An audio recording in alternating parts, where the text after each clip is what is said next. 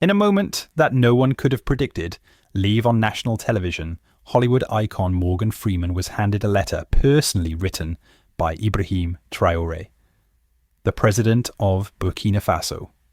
As Freeman began to read the contents aloud, an unexpected hush fell over the studio. What followed next was something the world had never seen. Morgan Freeman, a man known for his commanding voice and calm presence, was overcome with emotion and began to cry. What words could have been powerful enough to touch him so deeply? The letter, now a symbol of connection and truth, has moved millions around the globe. What started as a routine morning show quickly became a timeless moment of human vulnerability. It was a peaceful Thursday morning in Los Angeles. Morgan Freeman was relaxed, sitting comfortably on the set of a popular morning talk show. The host, Olivia Sanders, greeted him with a cheerful smile and asked about his newest film project. The studio audience responded with light applause, sipping coffee as they listened to the soothing cadence of Freeman's voice. Everything felt warm and familiar. Then, without warning, Olivia paused. "We have something special for you today," she said, reaching beneath her seat. She brought out a simple, unmarked brown envelope. The only thing written on it was a single line. From President Ibrahim Traoré, Burkina Faso. The energy in the room shifted immediately. A quiet tension filled the air. Morgan Freeman took the envelope carefully, almost reverently, as though it carried something sacred. His hands showed a faint tremble. Olivia did not speak again. The audience leaned forward, breath collectively held. Freeman gently opened the flap. Inside was one handwritten letter. As his eyes scanned the first few lines, a transformation overtook his face. The smile faded. His mouth opened slightly, but he remained silent. Then, with a quiver in his voice, he began to read, and the studio held its breath. His fingers tightened around the sheet of paper. The calm authority in his eyes gave way to emotion. For a man who had spent a lifetime in front of cameras, this moment felt profoundly different. He cleared his throat, and then his voice came low and soft. To the voice that carried our stories when we were forgotten, to the man who brought dignity to our pain with every word spoken. The studio fell into deeper silence. The camera moved in slowly on Freeman's face. His hands were shaking. "You did not just act, you healed. You did not just narrate, you resurrected our dignity." His voice broke again. A tear slid gently down his cheek. Olivia Sanders, the host, was visibly emotional, but said nothing. She gave him the space he needed. Freeman continued. "I am writing from a country many have ignored, but not you. In your voice, we heard ourselves. In your roles, we saw our fathers, our dreams." He stopped. He could not go on. He let the letter fall gently into his lap, covering his face with both hands. The man who had spoken for generations could no longer find words for his own emotions, and it had all begun with a letter, unexpected, sincere, and profoundly human. For several long seconds, the studio was silent. Then a soft sob broke through. A woman in the front row had tears flowing freely. Beside her, a man clutched his chest, overwhelmed. Morgan Freeman made an effort to compose himself, wiping his eyes with a white handkerchief. I was not prepared for this," he whispered, voice unsteady. "This is different." He looked up at Olivia, his eyes still glistening. "I have received awards, standing ovations, honorary degrees, but no letter, no gesture has ever moved me like this." Olivia reached for his hand, not as a television host, but as another soul touched by truth. She turned toward the camera and spoke softly. "You have just witnessed something real, something rare, a message from one leader to another, across continents, across time." Behind the scenes, the production team remained frozen. No one dared to cut to commercial. Meanwhile, the clip had already begun to spread across the internet.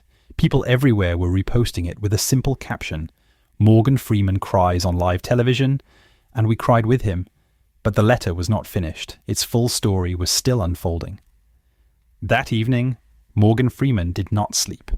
The letter remained by his bedside, resting beneath the warm glow of a single lamp. He read it repeatedly, each time slower than the last. There was one paragraph he had chosen not to share on air. Too personal, too profound. It read, "I grew up in a small village in northern Burkina Faso. We had no running water, no electricity, but once a month, a truck would arrive with a generator and a projector. They showed us films." Freeman paused, placing a hand over his heart. "The first voice I ever heard in English was yours," the letter continued. "I did not understand the language, but I felt every word." Morgan's eyes filled again. The next morning, with clarity in his voice, he called the producers of the talk show. "I want to return," he said. "I want to finish reading the letter, on air." He spoke. Back at the studio, the producers hesitated. It was not on the schedule. It was not part of the promotional tour. But after witnessing the overwhelming response online, millions of views overnight, they agreed. Morgan Freeman would return to complete what had begun, yet neither he nor the world was truly prepared for what would unfold next. The studio was filled to capacity. The cameras were ready. No theme music, no grand introduction, only silence.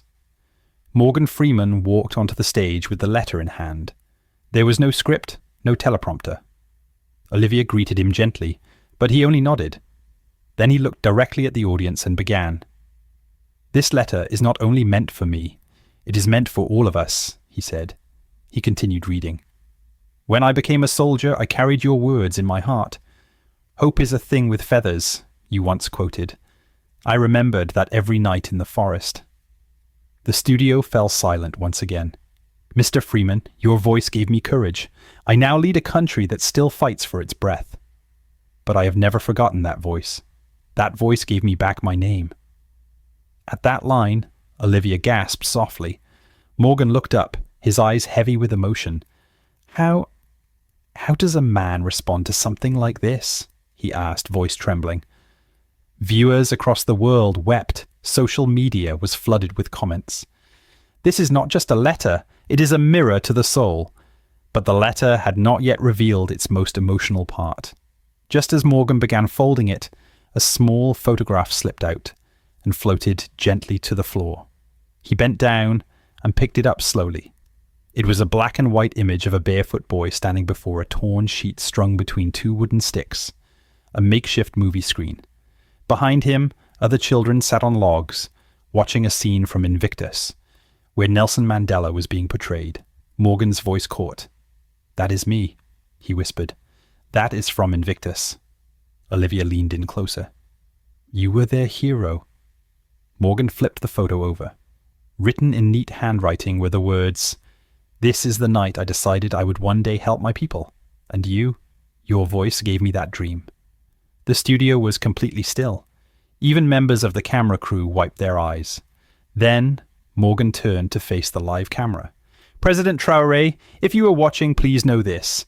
Your letter has changed me. It reminded me why I ever stood in front of a camera." Backstage, phones began ringing. Major networks were reaching out. Viewers were not only watching, they were feeling. And now, millions were waiting to know what would happen next.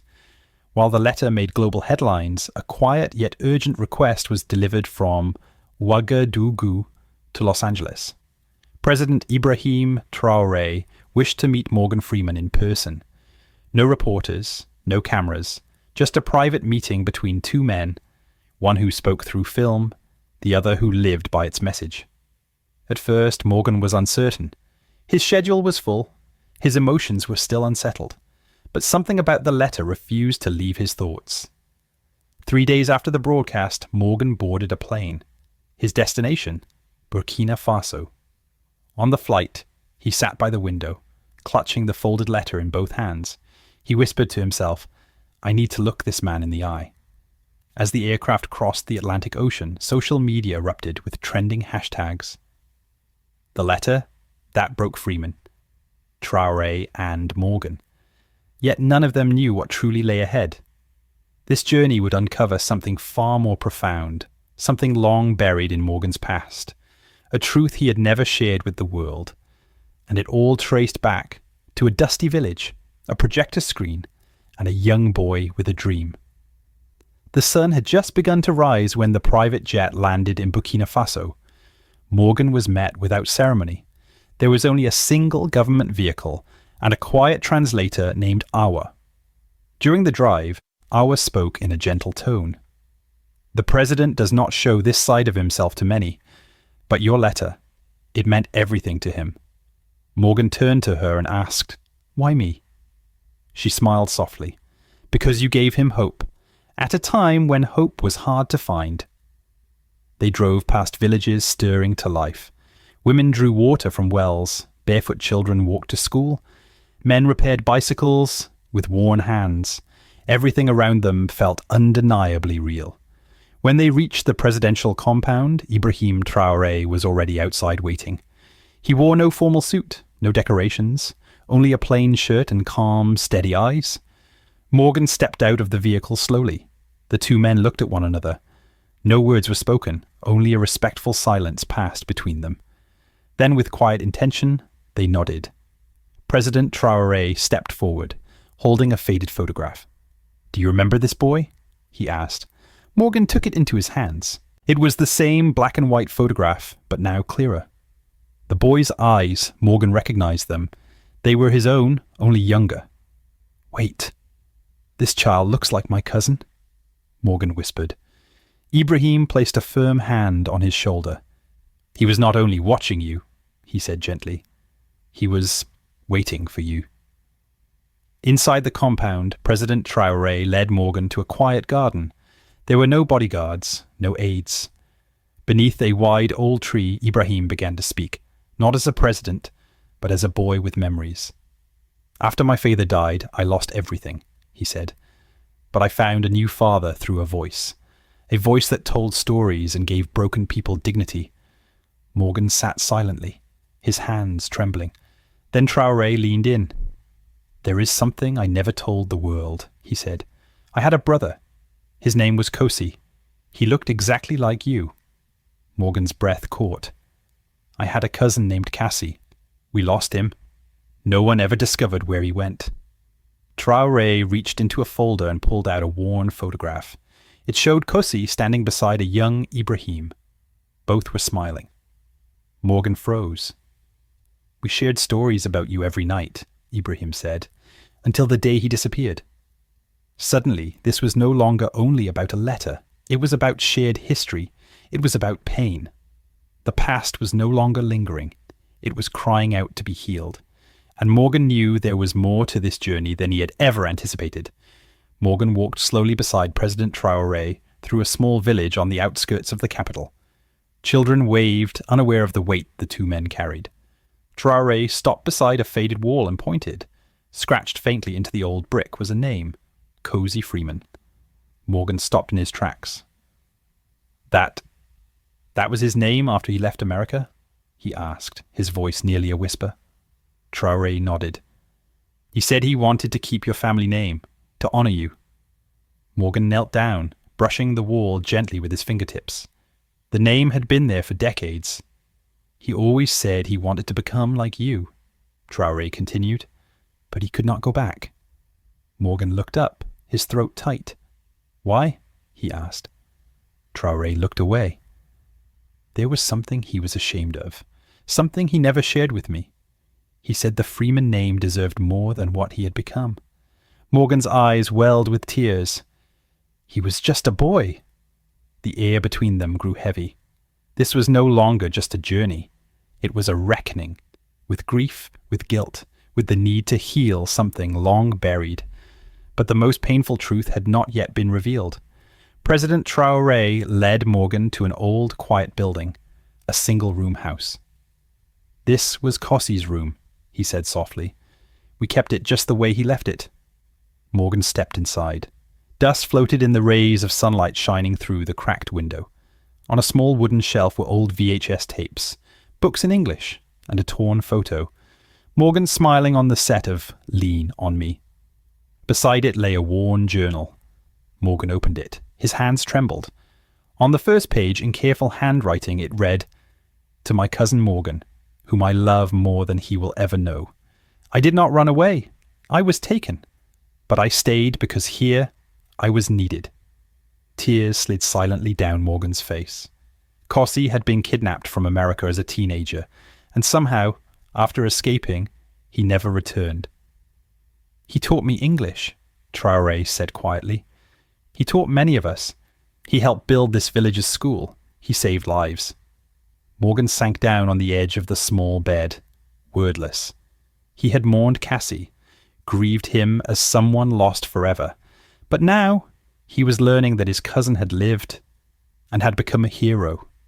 That night, Morgan sat outside beneath a sky full of stars, holding Kossi's journal to his chest. President Traoré joined him and sat beside him quietly. In his hand was a second letter. "This one," he said gently, "was meant for you. Kossi wrote it, but he never mailed it. He gave it to me before he passed." Morgan's breath caught. He opened the aged envelope with care. Inside was a handwritten letter, worn but unblemished.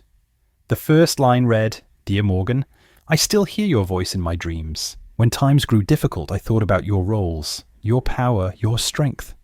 I did not come back because I was afraid you had forgotten me. But I never forgot you." Morgan closed his eyes. "You gave me the courage to stay and help. I may have vanished from your world, but you never vanished from mine. I hope one day you will come here and see what your voice helped build. With love, your little brother." Cy Morgan broke down. He wept, not with shame, but with gratitude. Pain and love wrapped around each other, inseparable. For the first time in years, the silence he had carried within him was broken. And still, the journey was far from over. Morgan and Traoré sat quietly in the courtyard beneath the dim glow of a lantern. The letter from Kossi still rested on Morgan's lap, as if his cousin had just finished speaking. Traoré spoke gently. "Kossi never stopped helping, even after he became ill." Morgan's eyes snapped upward. "He was sick?" Traoré nodded. "Malaria. He refused to leave the village. He said his story had to end where it began, with the people." Morgan fought back tears. "He died here?" Traoré handed him another item, a faded photograph. Kossi was smiling weakly, surrounded by joyful children holding books in their hands. "He taught them to read using your movie scripts," Traoré said with a soft smile. "The Shawshank Redemption, Invictus, they knew every line." Morgan's heart clenched. For so long, he believed, his legacy was defined by fame. But now he understood. It was not the roles he had played on screen, but the hope his voice had given to someone forgotten by the world. And in that hope, Kossi had found his purpose. And perhaps Morgan had found his as well. But Traoré had one final surprise, something sacred, a promise that had waited quietly to be fulfilled. The following morning, Morgan was driven deep into a rural part of the country. Children ran alongside the car, waving, laughing, their joy uncontainable. The air was alive with energy. They stopped near a dusty path. Ahead stood a modest but brightly painted schoolhouse.